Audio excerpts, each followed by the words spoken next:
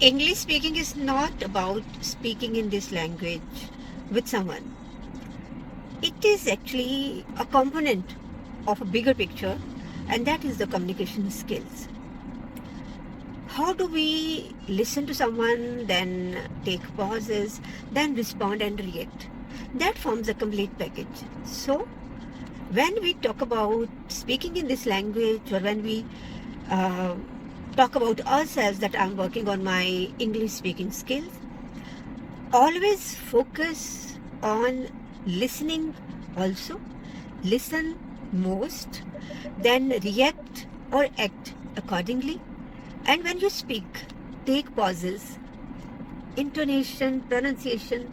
These are all different elements of the communication skills.